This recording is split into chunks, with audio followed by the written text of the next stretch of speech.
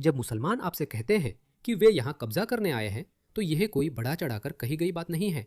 यह कोई मजाक नहीं है। यह कोई स्किट नहीं है।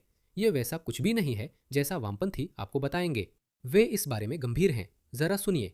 अस्सलाम वालेकुम नाज़रीन, आज आती तो बाली पार्क में है। हम यहाँ कुछ लोगों का इंटरव्यू लेने आए हैं, तो मुझे कुछ सवाल मिले हैं भाई। इसी के साथ ठीक है, आप अति दक्षिणपंथी लोगों को क्या संदेश देना चाहते हैं? जो संदेश मैं अति दक्षिणपंथी लोगों को देना चाहता हूँ वो है, हम यहाँ आपके देश पर कब्जा करने आए हैं, आप हमें रोक नहीं सकते। आप कोशिश कर सकते हैं लेकिन हम शरीयत कानून लागू करने आए हैं, बस इतना ही। वो सच में ऐसा कह रहा है, मजाक नहीं। इस जोकर की सुनो। ठीक है, आप जानते हैं दूसरा तर्क क्या है, लेकिन ठीक है, अगर आपको यहाँ पसंद नहीं है तो अपने देश चले जाओ।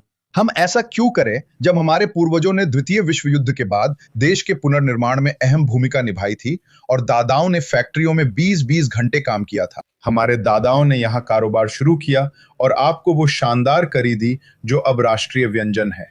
आप हमें यहाँ से जाने को कैसे कह सकते हैं? हम यही रहेंगे। जैसा कि मैं कहता हूँ, हम हिस्सा लेने नहीं, काबिज होने आए हैं।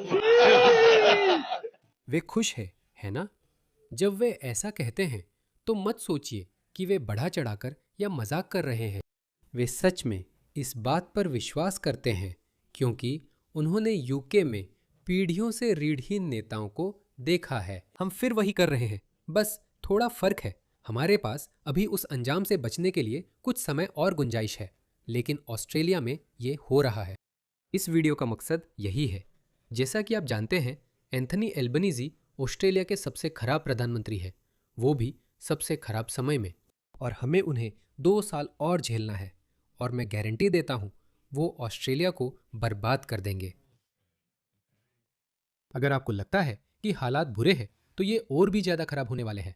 ऑस्ट्रेलिया को बर्बाद करने के लिए उन्होंने जो तरीकों को अपनाया है, उनमें से एक है हमारे देश में कट्टरपंथी चरमपंथियों की बाढ़ ला देना। कई सालों तक उन्होंने झूठ कहा कि वो ISIS दुल्हनों की वापसी की सुविधा नहीं दे रहे, जो ISIS आतंकवादी है। कुछ हफ्ते पहले 4 ISIS आतंकवादी बच्चों के साथ ऑस्ट्रेलिया आए थे। अब 1 दर्जन और आ गए हैं। इनमें से ज़्यादातर पर तो आरोप तक नहीं लगे हैं। और इसे देखिए। आपको ये स्थिति मार्क लेवी से समझनी चाहिए, जो रेडियो होस्ट है। उन्हें सुनिए।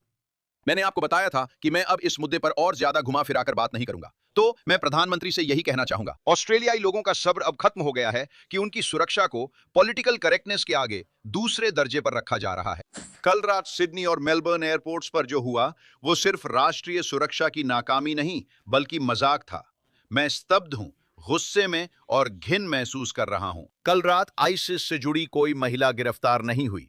7 महिलाएं घर लौटी और फिर क्या, किसी ने भी कानून नहीं तोड़ा। तब से एक को गिरफ्तार किया गया है। मेरे पास आपके लिए एक वीडियो है, देखिए।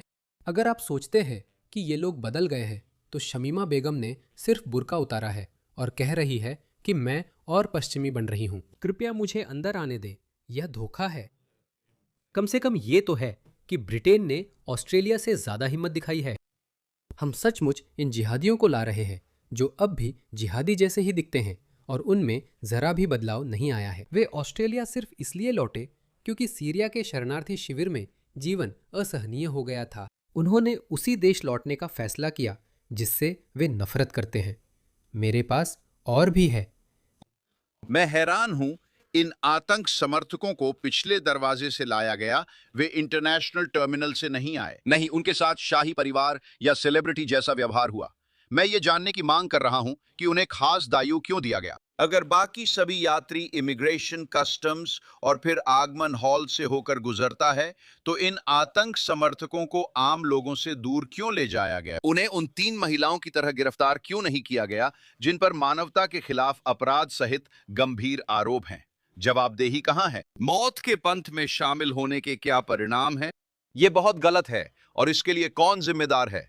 आज सुबह मैं प्रधानमंत्री एंथनी एल्बनीज पर उंगली उठा रहा हूं। एंथनी एल्बनीज को ऑस्ट्रेलिया के इतिहास का सबसे खराब प्रधानमंत्री कहा जाना चाहिए। लेकिन मत सोचिए कि वो आखिरी सबसे खराब प्रधानमंत्री होंगे या यह रिकॉर्ड लंबे समय तक रखेंगे। नहीं, वह नहीं रख पाएंगे, क्योंकि अगर हमारे पास फिर से एक लेबर सरकार आती है या फिर कोई और वामपंथी सरकार आती है, तो अगला प्रधानमंत्री और भी खराब होगा। इसका कोई और समाधान नहीं है सिवाय इसके कि पेंडुलम विपरीत दिशा में यानी दाईं ओर झूले। कोई और रास्ता नहीं है। हमारे गृह मामलों के मंत्री टोनी बर्क हैं। केंद्र सरकार कहती है इनकी निगरानी होगी, लेकिन करेगा कौन? हमारी खुफिया एजेंसियां पहले से ही पूरी तरह व्यस्त हैं। एक उच्च जोखिम वाले व्यक्ति की निगरानी के लिए दर्जनों पूर्णकालिक एएसआईओ और फेडरल पुलिस अधिकारी चाहिए होंगे। वे ऐसा करने में असमर्थ हैं क्योंकि संसाधन नहीं है। वीदाकॉम वाला वॉच लिस्ट में था, फिर भी क्या हुआ? ऐसा कई बार हुआ है, ब्रिटेन में भी। वो अधिकारियों को पता था, वो MI6 या प्रिवेंट या जो भी है उन्हें पता था। लेकिन आप वॉच लिस्ट से क्या मतलब रखते हैं? क्या आपको लगता है कि ये फिल्मों जैसा है, जहां बिना नंबर वाली वैन बाहर खड़ी रहती है और वे लगातार निगरानी करते हैं? ऐसा नहीं होता। हाँ, उनके पास बस इतना ही है कि उनके पास एक डेटाबेस है, उसमें नाम डाल दिया और बस। उसके बाद वे भूल जाते हैं, क्योंकि हमारे पास हर एक पर निगरानी रखने के लिए संसाधन ही नहीं है। फिर भी जैसा 90 के दशक की हॉलीवुड फिल्मों में दिखाते थे, तब इसे संभालना मुमकिन था। ये तब संभालना आसान था जब आपके देश में मुसलमानों की संख्या बहुत कम थी। हम बार बार बताते हैं, जितने ज्यादा मुसलमान उतने ज्यादा आतंकवादी हमले और कट्टरपंथी। ये सीधी गणित है, गणित झूठ नहीं बोलती। अगर 10 लाख मुसलमानों में 1% भी कट्टरपंथी हैं, तो समझिए आपके सारे संसाधन गए, आप निपट गए। 24 घंटे हफ्ते के 7 दिन, तो इसका खर्च कौन उठा रहा है? सही जवाब है आप। इन आतंक समर्थकों के ठहरने के इंतजाम की तो बात ही छोड़िए। आतंक समर्थक एक सही शब्द है। क्या तुम्हें पता है ये महिलाएं और बच्चे सिडनी में कहां हैं? इन्हें होटल में रखा गया है। गृह मामलों के मंत्री कहते हैं समुदाय सुरक्षित है। अगर एंथनी एल्बनीजी सफल होता है, तो मैं सिर्फ कहना चाहता हूं कि मुझे इससे भी ज्यादा नफरत है जितनी उससे है। ये आदमी पूरा का पूरा कमीना है। ये बात ऑस्ट्रेलियाई अंदाज में कह रहा हूं। लेकिन क्या टोनी बर्ग आज वहां खड़े होकर ऑस्ट्रेलियाई लोगों की आंखों में आंखें डालकर ये गारंटी देने के लायक तैयार हैं कि कट्टरपंथ सीधे हमारे इलाकों में नहीं आ जाएगा? वो कर सकते हैं, सच में। वो आपकी आंखों में आंखें डालकर झूठ बोलते हैं। वो आपको देखते हैं और झूठ बोलते हैं। वो बस झूठ बोलते हैं। मैंने उनके कई वीडियो चलाए हैं। मुझे उनसे नफरत है। मुझ पर हेट स्पीच कानून लागू कर लो, मैं कैमरे पर कह रहा हूं। मुझे इस सरकार से नफरत है। मुझे एंथनी एल्बनीजी से नफरत है। और मुझे टोनी बर्ग से तो और भी ज्यादा नफरत है। मैंने कहा था कि अब इस मुद्दे पर घुमा फिरा कर बात नहीं करूंगा। यही प्रधानमंत्री से कहना चाहता हूं। ऑस्ट्रेलियाई लोग थक चुके हैं कि उनकी सुरक्षा से ज्यादा राजनीतिक शुद्धता को अहमियत दी जा रही है। हम एक ऐसी लेबर सरकार को देखकर तंग आ चुके हैं जो कानून का पालन करने वाले नागरिकों पर सख्त है, लेकिन हमारी राष्ट्रीय सुरक्षा के मामले में बेहद कमजोर है। पानी जैसा कमजोर। यहां अलग कहावत है, पर रेडियो के लिए बोलना था। रेडियो फ्रेंडली होना चाहिए था। इसे देखिए, ISIS के एक आतंकवादी के एक रिश्तेदार ने बयान दिया है। माफ कीजिए, वो ऑस्ट्रेलिया में लौटी एक ISIS दुल्हन का भाई है। उसकी बात सुनिए, उसमें कितनी ढिठाई है। आप उन लोगों को नहीं छोड़ सकते जो ऑस्ट्रेलियाई नागरिक है, उनके बच्चे भी ऑस्ट्रेलियाई नागरिक है। आप इससे नफरत करना चाहते हैं, आपको कानून पसंद नहीं। अगर आप कह रहे हैं कि उन्हें जाना चाहिए, अगर आपको ऑस्ट्रेलिया का कानून पसंद नहीं है तो आपको भी जाना चाहिए, क्योंकि हम कानून को स्वीकार कर रहे हैं। अगर आप ऑस्ट्रेलिया का कानून स्वीकार नहीं करते तो बहुत धन्यवाद, कृपया यहाँ से चले जाएं। तो वो एंग्लो ऑस्ट्रेलियाई या वे ऑस्ट्रेलियाई जो मुस्लिम नहीं है, उन्हें बता रहे हैं, जिनका इससे कोई लेना देना नहीं है, क्योंकि ऑस्ट्रेलियाई समाज का शरिया से कोई संबंध नहीं है।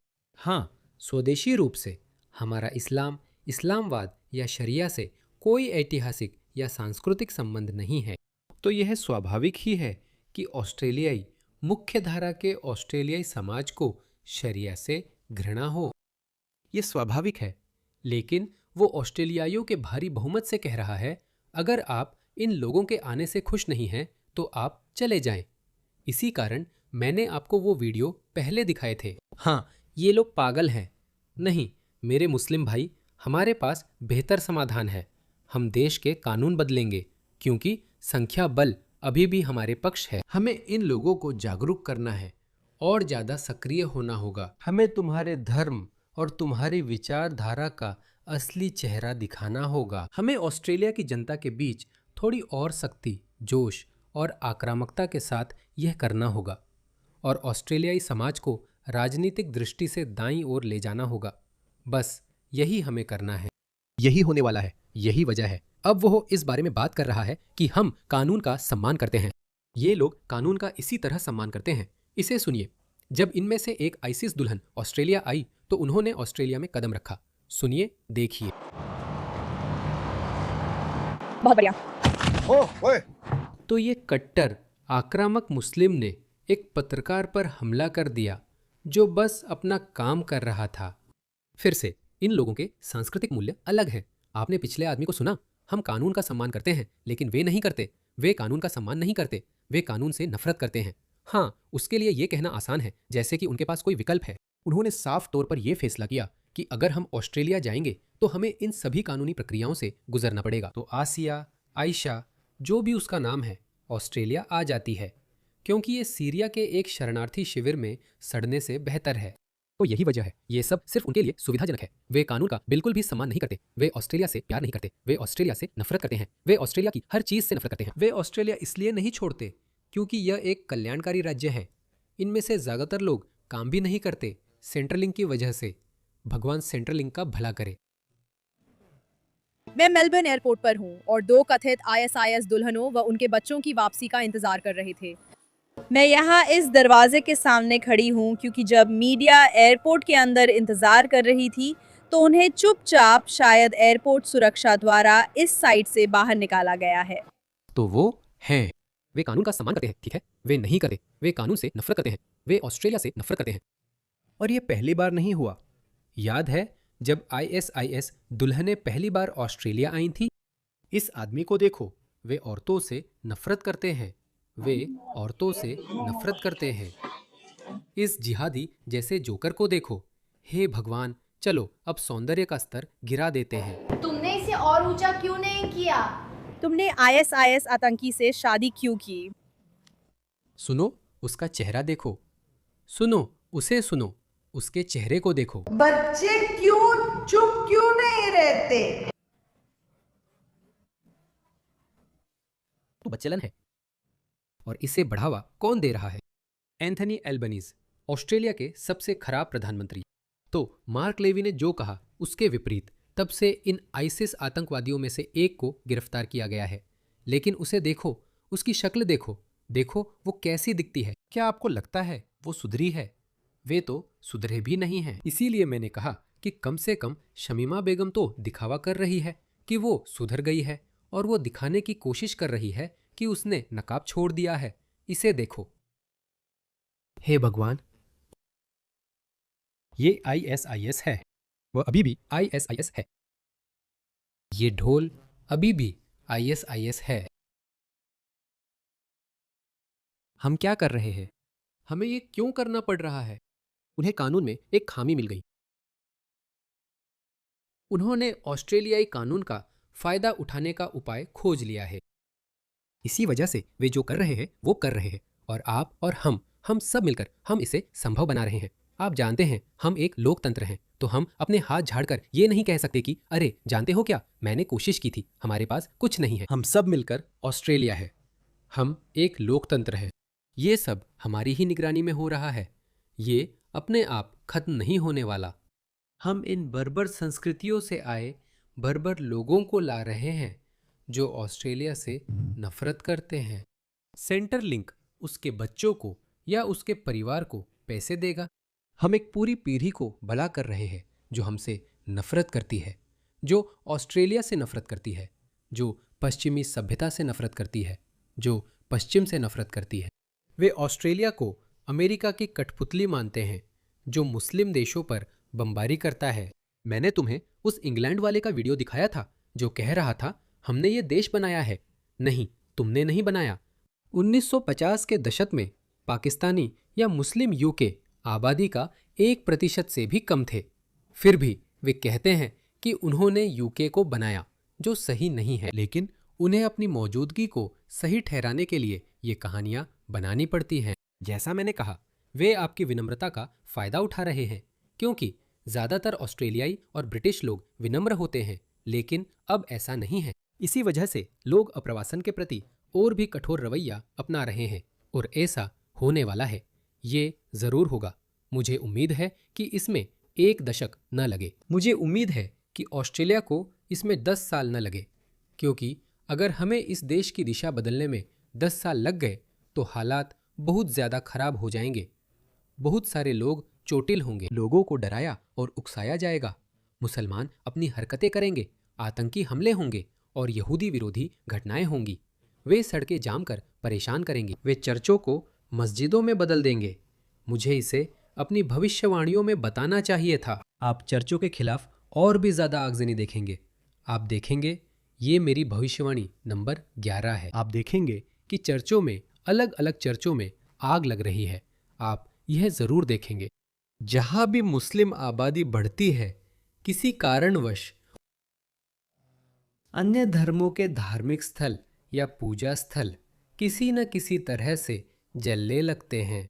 अब ये जापान में हो रहा है, ये कनाडा, यूके, फ्रांस में हो चुका है। ऑस्ट्रेलिया में अभी तक ऐसा नहीं हुआ है, लेकिन जल्द होगा। ये बहुत भयानक है। दोस्तों, जागो।